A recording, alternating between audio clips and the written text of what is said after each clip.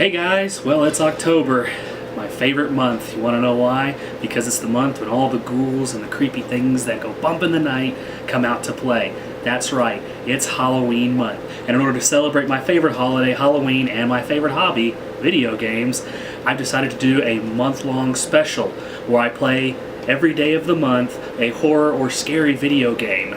So guys, enjoy the 31 games of Halloween.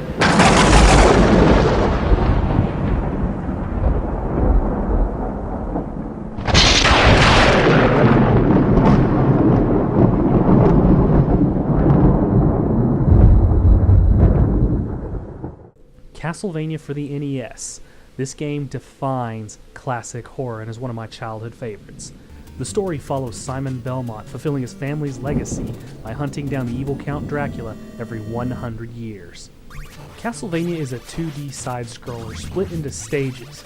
Each stage is different in nature and you proceed to different areas of the castle, starting with the castle entrance and then ending at the castle keep to fight Count Dracula himself.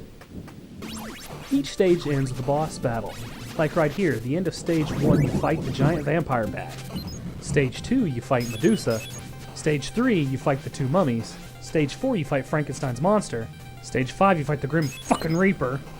And finally in stage 6 you face Count Dracula, who actually has two forms. One is his normal form where he spits fireballs, and his second, which is some big blue what the fuck. Throughout Simon's journey, you'll find several sub-items to help you out, such as the throwing knives, the boomerangs, the axes, the stopwatch, and the holy water. Each of these items is useful in its own way, such as the axes being very useful on the very first stage boss, and the holy water being good on everything else. At the end of each boss fight, the bosses drop some glowing orb, and then your points are tallied. I still really don't know what these orbs are for, and not a lot of the new Castlevania games really use this mechanic. Are they supposed to be the souls of the bosses you fought? I don't know, there's probably something that got lost in the English translation, but what the hell, it's a video game, and it's fun as hell. There are some very frustrating elements to Castlevania, such as every time you get hit, you fall backward, and if you're near a pitfall, yep, you guessed it, instant death. Also, not having the ability to jump off the stairs can cause you to take some very unnecessary hits. Castlevania is a very challenging and difficult game, up there with the likes of Ninja Gaiden and Battletoads.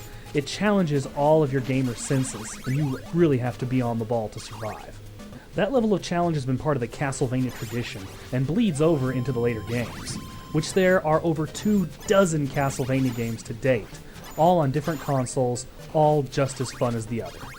Castlevania is my favorite video game series of all time, and I continue to play all the games to this day, and I never, ever get tired of them. The series takes all of the greatest things about what make horror great, and blends them into a challenging and addicting video game masterpiece.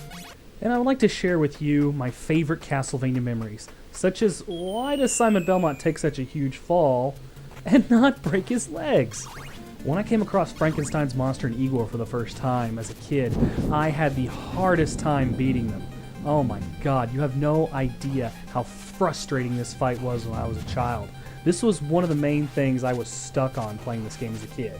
I think when I finally beat him, I had about a 10-minute self-celebration. I was so proud of myself for finally conquering him.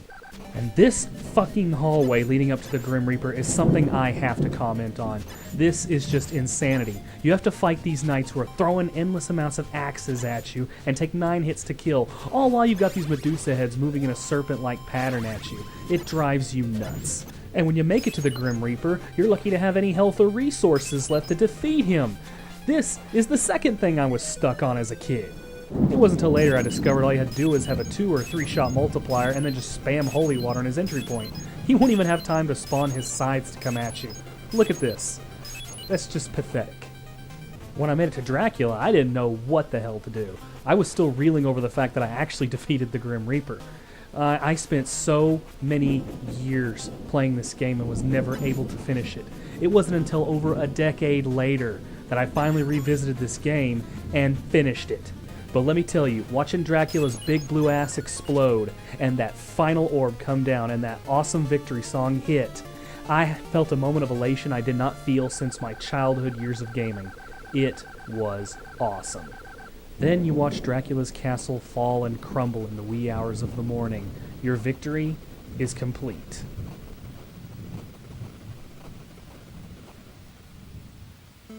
And then you start getting some goofy ass credits with misspelled names of famous actors, such as Bram Stoker. Are you serious? But that's Castlevania, one of my all-time childhood favorites and a favorite of anyone who was around at the time to appreciate it. I really hope you enjoyed the first episode of the 31 Games of Halloween, and I will see you next time, guys. Have a good night.